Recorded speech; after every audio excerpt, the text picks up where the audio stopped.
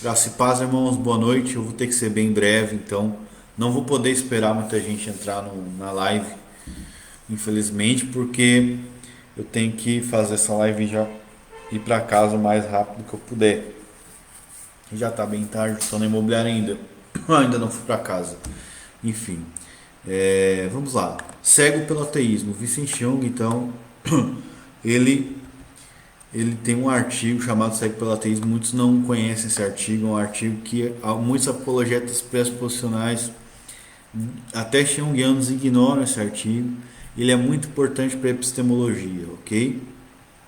Então, eu vou ser bem rápido. Vamos lá. Cego pelo ateísmo, Vicente Young. Ó geração incrédula e perversa, até quando vos estarei convosco? E até quando terei que suportá-los? Mateus 17:17. Ontem, o nosso ministério recebeu uma mensagem de um leitor agitado, numa linguagem muito dramática. Insistiu que eu respondesse uma objeção contra a minha epistemologia. Uma vez que eu não posso tomar o meu tempo respondendo a maior parte das mensagens que pede para a minha atenção, especialmente aquelas trazendo os problemas que mencionarei abaixo, normalmente essa mensagem teria sido ignorada. Tá? Então o Jung já ia ignorar o cara. A principal razão pela que optei por responder é o valor instrutivo na análise da mensagem. Instrutivo na análise da mensagem, perdão. Isto é, além da resposta à objeção, há outros detalhes a serem considerados. A mensagem foi levemente editada por uma questão de legibilidade. Alterações incluem correções de digitação, erros ortográficos, etc. A mensagem integral do remetente aparece abaixo com recuo nos parágrafos. Suas palavras são destacadas na cor azul, ao passo que a objeção que ele se refere está em vermelho. Também note na minha resposta, eu irei me referir várias vezes a você, se referindo a ele, né, ao remetente da mensagem, não ao leitor, óbvio, né? E às vezes você vai usar para o leitor. A diferença será óbvia e não trará qualquer confusão. E às vezes não fará diferença como você será entendido. Né? Então, a mensagem do cara é o seguinte: eu estimo o seu ministério e tenho todos os seus livros, a maioria dos quais já lidos por mim. No entanto, você precisa enfrentar e responder honestamente a questão a seguir, ou seu ministério irá definhar e desaparecer. Tudo em maiúsculo. A mensagem do cara. Um dos seus críticos resumiu a questão como segue: eu não sou seu crítico, mas penso que este é o meu ponto mais que crucial dele. Aí vem a objeção do inimigo de Jung. Né? Começa aqui. Aqui reside um círculo vicioso, a menos que ele já saiba a parte das escrituras, que as escrituras são objeto de conhecimento, como ele pode sequer saber que a Bíblia é sua fonte de informação? Também, a menos que ele saiba que o ocasionalismo é verdadeiro, como ele pode sequer saber que esse mecanismo é o mecanismo verdadeiro que coloca na sua mente em contato com as proposições das escrituras. Veja, para Jung, as escrituras são como cofre, o ocasionalismo é a sua combinação, mas há um pequeno problema: a combinação está trancada dentro do cofre. Jung está nos dizendo que tem a combinação, o ocasionalismo, do cofre, mas ele somente pode abrir o cofre se estiver a combinação em mão. Como ele sabe que o ocasionalismo é a combinação correta para abrir o cofre? Se essa combinação está escrita num pedaço de papel dentro do cofre? Assim, este é o seu dilema. Se ele pode abrir o cofre sem saber de antemão o que está dentro, seu conhecimento não se resume àquilo que está no cofre. Mas se ele não pode abrir o cofre sem saber de antemão o que está dentro, se o conteúdo do cofre é a única fonte de conhecimento, ele não pode saber qualquer coisa de fato. Portanto, como você percebe, Jung está trapaceando. Ele está taticamente assumindo o conhecimento do interior que, como alguém lá do lado de fora, ele não poderia ter. Este é seu artifício secreto. Então, qual é a crítica do crítico do Jung aqui? O Jung diz que todo conhecimento ele é causado por Deus, ocasionalismo. Mas para você descobrir isso, você precisa da escritura. Mas para você ler a escritura, você precisa do ocasionalismo, para saber que a escritura é verdadeira. Ou seja, porque Deus aqui dá o conhecimento para o homem. Então é como se tivesse, aí é a analogia do cofre do cara, né? O ocasionalismo está dentro da Bíblia, só que o ocasionalismo é também um meio pelo qual você lê a Bíblia. E agora, como é que o Chung vai sair dessa, né? Se você precisa ocasionar isso para ler a Bíblia, realmente, e se a Bíblia é a palavra de Deus, o primeiro princípio, como você vai chegar até lá? Então, esse leitor se apavorou e não soube responder a pergunta, né? A primeira vez que eu li a objeção, fiquei, ué, eu já li todas as suas respostas. Agora o leitor vai lá falar com ele, né? Eu já li todas as suas respostas, mas elas realmente não são adequadas. Pelo amor ao reino e ao povo de Deus, eu peço, apelo, eu suplico que você dê uma resposta completa, formal e minuciosa a essa objeção. O pavor do cara é terrível. Não é certo que você involuntariamente permita seus alunos entrarem na esfera da argumentação como aleijados, pois eu entendo que provavelmente a maioria não sabe como responder adequadamente à objeção acima. E se você sabe a resposta, está na obrigação de torná-la conhecida aos seus alunos. Eu não sou estúpido, mas se não entendo de que forma suas respostas gerais são adequadas, estou certo de que a maior parte dos demais alunos também não entende. Não sou seu crítico, de novo, né? Não tenho um blog contra você ou qualquer coisa do tipo. Eu estou tentando desesperadamente dar sentido aos seus argumentos para a glória de Deus. Você poderia, por favor, parar de fazer vista grossa à objeção, ignorando-a, como se já tivesse sido respondida? Essa é a objeção mais crítica que o seu ministério apologético enfrenta. Talvez seu calcanhar de Aquiles. Meu Deus, cara, o cara tá apavorado, mano. Meu Deus, vamos lá. Assim, por favor, dê uma resposta pública, formal, profunda, totalmente abrangente e na forma de um artigo extenso que faça sucumbir de uma vez só esse estilo de bafafá, de modo que os mais estúpidos entre nós possam defendê-la. Por favor, não desmereça esse e-mail com apenas mais uma crítica maluca que não se importou em refletir ou ler seus artigos, mas no fim de contas é o seu ministério que está na corda bamba e não o meu. E, no entanto, em nome de Deus o nome de Deus está sobre ele. Como seu irmão em Cristo, estou convocando você a assumir a responsabilidade por aquilo que começou. Aí o Chung começa a responder o cara, apavorado, louco, né? Vamos lá. A crítica.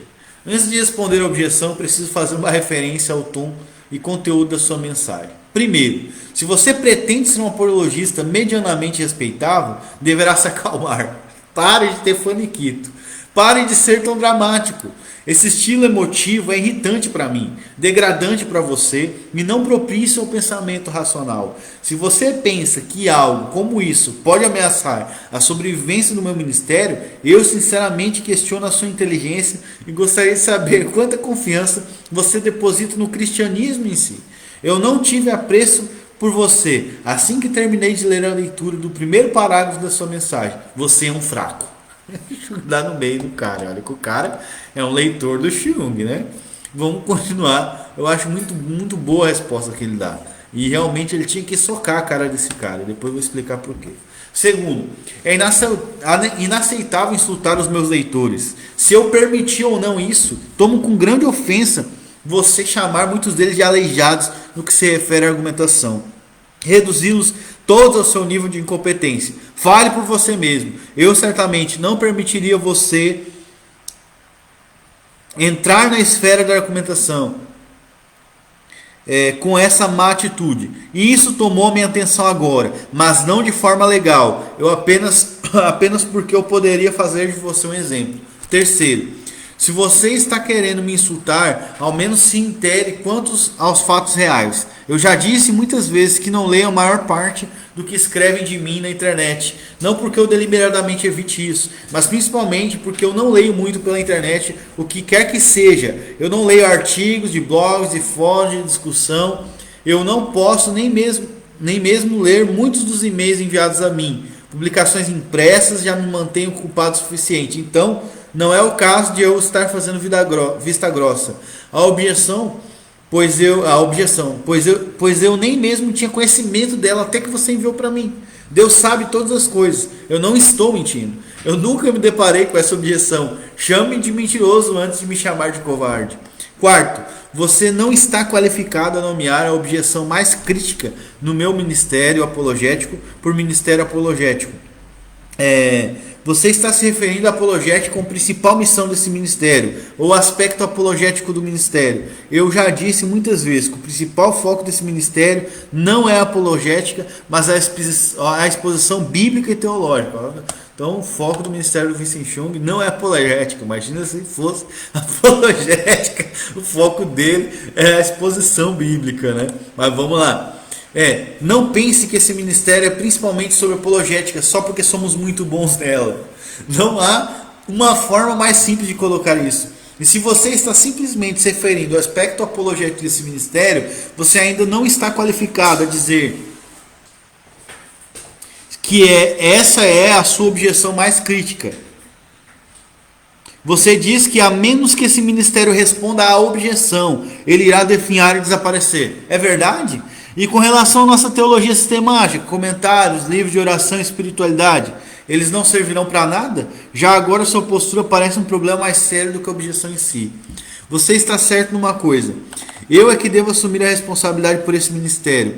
E esse é o porquê de estar conduzindo ele nos meus próprios termos. Eu não tomo ordens de você ou dos meus críticos. Esse ministério não está intimidado, não será intimidado. Não será desviado da sua missão por uma pressão sua ou de qualquer outro crítico. Porque eu sou responsável, humanamente falando. Eu sou também o único que define a agenda para esse ministério. Se eu penso que esse ministério precisa de um comentário sobre a primeira carta de Pedro, este ministério terá o comentário sobre a primeira carta de Pedro. Se eu penso que irei ser um pastor melhor dispensando mais tempo à leitura e oração, adivinha o que eu farei? É claro, dispensarei mais tempo na leitura e oração. Você e os críticos podem esperar na fila e serei responsável por essa decisão. É claro, nós consideramos comentários e sugestões, mas você não está numa posição para fazer exigências. Aqui o chinês está bravo, vamos lá. O ateísmo secreto. Então ele começa. Agora ele vai atacar a objeção. Primeiro ele só amassou o cara. Agora eu quero que você preste atenção, que aqui é a parte central desse assunto aqui. Quanto à objeção, eu poderia protestar pela analogia, mas por hora vamos em todo caso lidar com ela, como de praxe. Há uma lista inteira de coisas erradas nessa analogia. Aqui tomarei tempo citando apenas uns erros mais cruciais. Isso por si só já é suficiente para refutar a objeção, entre tantas coisas. Leia a objeção novamente, repetirei uma porção dela aqui. Você vê. Para Chung, as escrituras são como um cofre. O ocasionalismo é a sua combinação, mas há um pequeno problema. A combinação está trancada dentro do cofre. Chung está dizendo que tem a combinação do ocasionalismo no cofre, mas ele somente pode abrir o cofre se tiver a combinação à mão. Como ele sabe que o ocasionalismo é a combinação correta para abrir o cofre, se essa combinação está escrita num pedaço de papel dentro do cofre? Aí o Chung fala. O que há de errado com essa analogia? Você vê o que ele está falando? Pense. Não assuma que essa pessoa está certa. Concordando ou não com a minha epistemologia, o ocasionalismo, reveja mentalmente o processo ou todos os fatores envolvidos na minha exposição. Então leia a analogia novamente e veja o que ele está falando, o que está faltando. Por favor, tome pelo menos alguns segundos fazendo isso antes de prosseguir a leitura. O que está faltando, pessoal, nessa analogia? Está faltando uma coisa fundamental para quem é pressuposicionalista. Aqui está o problema. No contexto dessa analogia, onde está no mundo? Né? Onde no mundo está Deus? Deus. Onde é que está Deus nessa analogia? Deus, lembra-se dele? Na minha exposição do ocasionalismo bíblico, eu me refiro ao constante e ativo poder de Deus muitas vezes. Esse é o fator determinante da minha metafísica e epistemologia.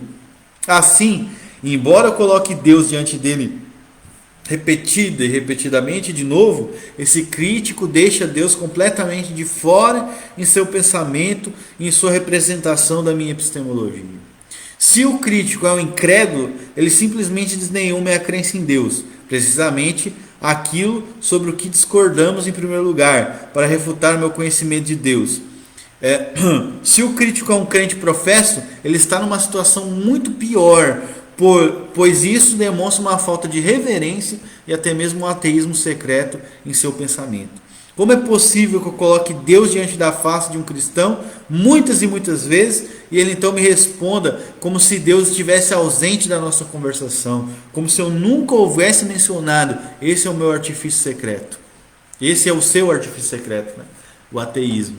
Então, o seu artifício secreto do Jung agora é Deus, dele é o ateísmo, né? Deu no meio do cara. O crítico escreve: ele somente pode abrir o cofre se tiver na mão a combinação secreta, né? Isso poderia ser verdade na sua analogia teísta, né? O Jung fala. Mas na minha cosmovisão cristã, onde há um Deus, as mãos do Todo-Poderoso abrem o cofre, ou qualquer outra barreira, e concedem a mim esse conhecimento. O ocasionalismo bíblico é centrado em Deus e no seu poder, mas assim como um ateísta frequentemente comete o erro de subtrair Deus da cosmovisão de um crente, quando interage com esse crítico centrado no homem assume que o seu oponente também é centrado no homem, ao passo que o fator mais importante do meu ocasionalismo é Deus, em sua representação da minha visão, e coloca tudo dentro da analogia, ele coloca tudo dentro da analogia, exceto Deus, ok? Exceto Deus. Isso é muito interessante, isso é muito interessante. Esse artigo ele me fez pensar muito. Ele se refere ao ocasionalismo como se fosse algo independente ou impessoal, ou um método operado pela pessoa humana, ou que é precisamente o oposto daquilo que eu afirmo, embora essa pudesse ser a forma de um empirista autocentrado pensar a respeito de suas sensações. Ou seja, o que o Jung está ensinando aqui? Como o ocasionalismo ensina que Deus causa o conhecimento, Deus pode abrir um cofre, Deus pode fazer isso, né? Depois tem outra parte aqui para finalizar. Ele fala assim, ainda falta 2 folhas, né? Jung está trapaceando. Vou abrir a porta ali por ver. E aí, cara? Jung está trapaceando, ele diz. Mas quem está realmente trapaceando? Essa pessoa remove Deus da minha epistemologia, quando esse é o fator crucial da minha epistemologia, e de fato, do ponto de vista metafísico, Deus é o único fator necessário da minha posição. Então, perceba que os críticos do ocasionalismo esqueceram que Deus causa o conhecimento do homem. Nessa crítica estúpida, provavelmente do Aquascom ou de algum outro imbecil. Mas enfim, vamos continuar lendo aqui. Muito interessante isso. Isso remete a outro problema na analogia, que eu não discutirei em detalhes. A objeção representa toda a minha posição em termos físicos, muito embora meu ocasionalismo seja tal que pode funcionar num sonho, num mundo puramente espiritual ou no céu.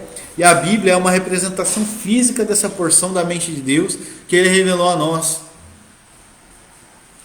Isso é, se você destruir todas as cópias físicas da Bíblia, você não terá destruído a palavra de Deus que está na minha epistemologia. Eu tenho dito isso inúmeras vezes de diferentes formas.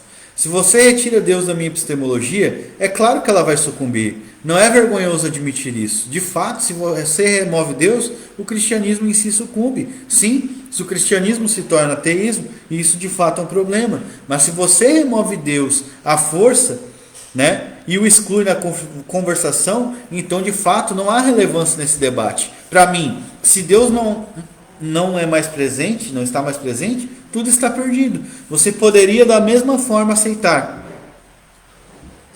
uma vez que não faria diferença para mim qual epistemologia está certo ou errado. É a melhor abordagem para a filosofia apologética. Tanto menos nem importaria saber o que esse crítico teria a dizer. Ou seja, mesmo que o cara elaborasse uma resposta a isso, o Jung não está nem aí. Porque se você retira Deus da epistemologia cristã, você tem só ateísmo. É isso que ele está dizendo. Eu tenho disposto o meu caso para o ocasionalismo bíblico na metafísica e na epistemologia em diferentes lugares, em diferentes formas. Eu tenho respondido a ataques vezes sem conta. Mas e quanto aos meus críticos? Onde está o caso para o empirismo? Se não há prova para ele, então quem é que está deixando se conduzir por ele? E agora que respondi essa objeção, pergunto novamente: se meus críticos não podem defender o empirismo, como podem estar habilitados em ler a Bíblia? E como podem estar habilitados em ler as minhas obras a fim de criticá-las? Ele perguntou isso.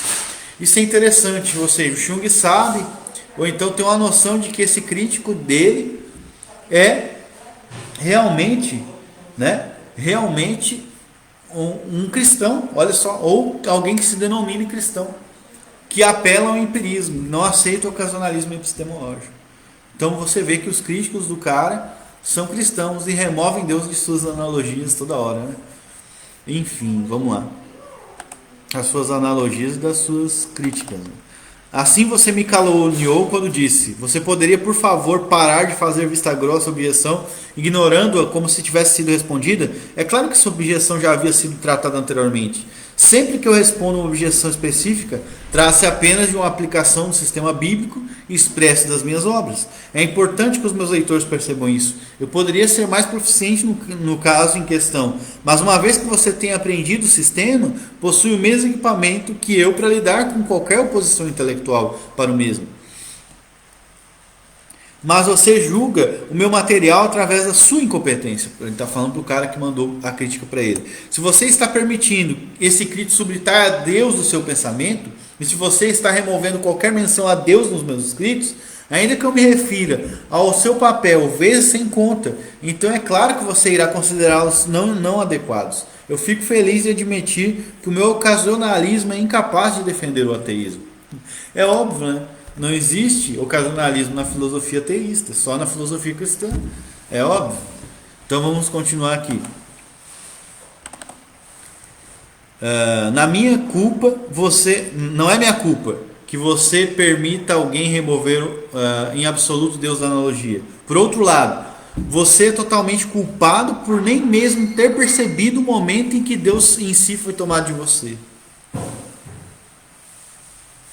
E então se volta e me culpa. E você se atreve a me dizer: estou convocando você a assumir a responsabilidade? Que tipo de pessoa é você? Não me ensine acerca da minha responsabilidade. Se você admite ser cristão, mas nem mesmo consegue lembrar de Deus quando pensa em apologética cristã, o mesmo ocorre com o crítico. Se você de fato reivindica ser cristão, mas seu reflexo é de manter Deus totalmente de fora da sua mente, a exemplo do ocorrido, meu ocasionalismo é o menor dos seus problemas. Na verdade é a sua cura. Na verdade o meu ocasionalismo é a sua cura. Ou seja, você precisa se converter, né? Se você não aceita o ocasionalismo epistemológico. Esse texto aqui foi fenomenal para mim na época. O caminho à frente. As boas novas é que se esse já é seu calcanhar de Aquiles, as boas novas é que se esse já é o meu calcanhar de Aquiles, então penso que continuarei por muito tempo e que não vou definhar e desaparecer. Sim, porque o calcanhar de Aquiles da epistemologia do Jung é Deus, né? Então ele não vai cair, a apologética dele é infalível, né? Porque a epistemologia ocasionalista apela para Deus como aquele que causa o conhecimento e que causa todas as coisas no mundo, né? Vamos lá. De fato, eu gostaria de saber se essas objeções pretendiam me derrubar pela lisonja antes que pelo argumento em si. Porque se esse é o meu calcanhar de Aquiles, Deus, e se me representar erroneamente como se eu fosse um ateísta é uma das melhores objeções, então eu sou muito invencível. Esse chinês é uma figura, cara. Realmente, né? A única maneira de fazer o Jung perder é retirando Deus da apologética dele, que ele coloca sempre e apela para ele. Então a apologética dele é invencível, né? Vamos lá. O caminho à frente, as boas novas, tá, ele já falou isso. O que foi mencionado acima mostra porque eu não me precipito em responder qualquer objeção lançada sobre mim. Primeiro, porque há muitas, e elas são todas estúpidas, muito estúpidas. Às vezes, em debates legais, os advogados não necessariamente precisam vencer todas as instâncias por meio de argumentos sólidos, mas podem ganhar tempo e neutralizar seus oponentes, acrescentando movimento sobre movimento. Então, em suas obras escritas, fazê-los sufocar, tal que não possam fazer qualquer progresso. Da mesma forma, a tática mais direta contra o sistema bíblico é evidentemente refutá-la, mas já que isso é impossível, o diabo pode incitar pessoas a levantar uma objeção estúpida após outra, mergulhando um ministério em controvérsias frívolas, e assim não consiga desempenhar sua missão. Nós nos recusamos a ser tão facilmente ludibriados. Também considere que é necessário menos esforço para levantar objeções, especialmente as estúpidas, do que respondê-las, né, de uma forma apresentável e satisfatória. Eu poderia ter respondido a objeção acima simplesmente dizendo: e quanto a Deus? Ou ela deixou Deus de fora. Mas então algumas pessoas poderiam não entender porque isso responde à objeção, e muitas outras pessoas poderiam não atentar à posição ateísta por trás da objeção. Ok? Então ele teve que xingar o cara, é isso aí.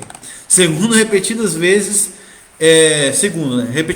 eu tenho demonstrado quão afrontosamente estúpidas são as objeções ao nosso sistema bíblico e quão facilmente são respondidas. Não há qualquer fragilidade no sistema bíblico e, portanto, não há qualquer fragilidade na abordagem apologética ensinada por esse ministério. O problema está na mentalidade antibíblica dos críticos e daqueles que estão perturbados por ela. Nesse momento, ela é ateísmo implícito. Outra objeção e o fracasso em respondê-la revelará alguma outra deficiência espiritual. Portanto, ao focar sobre a nossa missão doutrinária, esse ministério está fazendo exatamente o que é necessário para tratar a raiz do problema, antes de meramente dos seus sintomas. Nós proclamamos o poder de Deus, a coerência da revelação, a depravação do homem, a obra e a sabedoria de Cristo, os mandamentos divinos para a vida santa, e dessa cosmovisão bíblica resulta uma apologética natural e invencível. Eu fui servo com o remetente dessa mensagem, fui severo com o remetente dessa mensagem, mas ainda quero que ele progrida. Eu gostaria que ele percebesse que é errado me culpar quando o problema está errado dentro dele. A menos que ele corrija essa mentalidade tão facilmente manipulada pelos críticos, logo se defrontará com mais uma objeção que não pode responder e então vai me culpar novamente. Eu também apelo ao restante de vocês a avaliar quão difícil consideram a objeção assim. Você realmente, ao menos, percebe quando alguém remove Deus da conversação ou de uma representação de sua suposição? Se eu lhe falasse como se eu fosse um cachorro, você poderia detectar isso facilmente. Se você é um homem e me dirijo a você como se fosse uma mulher, é provável que você também notaria. E se você fala apenas inglês, mas eu me comunico em chinês, provavelmente você vai coçar a cabeça e supor que está algo errado, né? Assim, como você pode passar completamente desapercebido alguém falar a você ou a seu respeito como se você fosse um ateísta? Eu no meio. Talvez essas outras coisas sejam mais centrais na sua identidade do que ser um cristão. Não há motivo para ficar desesperado, mas humilhe-se e não culpe outras pessoas por sua fraqueza. Esse é o tipo de coisa que qualquer ministro fiel precisa corrigir, principalmente não dando uma lista de respostas a objeções estúpidas, mas ajudando a se tornar um pensador cristão. Como cristão, você nunca deve fazer apologética o principal foco da sua vida espiritual. A providência divina poderia requerer de alguns de nós um compromisso com apologética e ministério público. Embora mesmo então eu estaria com um forte ministério de ensino para caminhar junto. Mas eu estou me referindo principalmente à sua vida pessoal perante Deus. Apologética é algo tão fácil que, se for o principal foco de sua vida, e se você se tornar de alguma forma bom, você poderá ficar desiludido pelo tédio e falta de propósito. Apenas veja a tolice com que tem que lidar. Não é nada de novo, nada engenhoso, nada estimulante ou desafiador. Nunca confunda debates e controvérsias com alimento espiritual. Sempre defina sua vida e seu ministério em termos positivos que o direcionem à doutrina e à adoração genuínas. Esse campo produz constantes frutos e nunca perde atração. Com respeito ao crítico, que levantou objeção, ele poderá ler a minha resposta a tentar formular outra objeção. Eu vou provavelmente ignorá-lo, ou mais provavelmente vou estar alheio ao seu novo ataque, mas isso não significa que eu não possa respondê-lo ou que você não possa. O fato de que ele já foi incapaz de definir a minha posição, deixando Deus completamente fora da analogia, traz a sua incompetência e falta de reverência. Quer ele seja alguém de importância ou algum homem de reputação, isso não faz qualquer diferença para mim.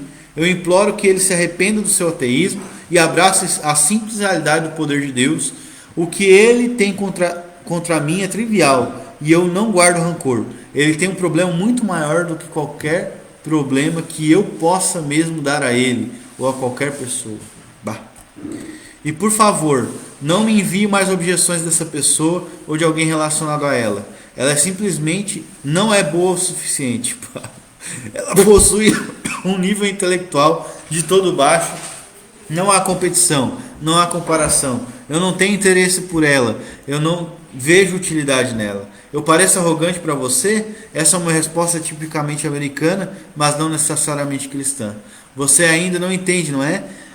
Eu tenho confiança na palavra de Deus e é porque eu dependo dela que nunca poderei ser derrotado. Porque a sabedoria de Deus é tão vastamente superior à sabedoria do homem que eu irei sempre vencer qualquer debate com facilidade, quase desestimulante.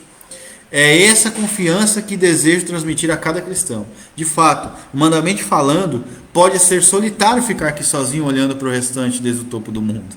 E esse é o lugar onde uma pessoa está quando permanece com a palavra de Deus. Esse é o lugar de separação, mas também é o lugar de vitória, de repouso e um fim para todas as lutas. É aqui que podemos experimentar constante comunhão com a mente de Cristo. Este lugar pertence a cada cristão. Você gostaria de unir-se a mim? Então termina essa sessão sobre cego pelo ateísmo, que é um artigo de 8 páginas, não é muito comprido, mas enfim, é que você percebe onde chegam os caras a ponto de criticar o Jung. Ele chegou até por implicação, abraçar o ateísmo. Enfim, vou salvar esse vídeo aí. Fique na paz.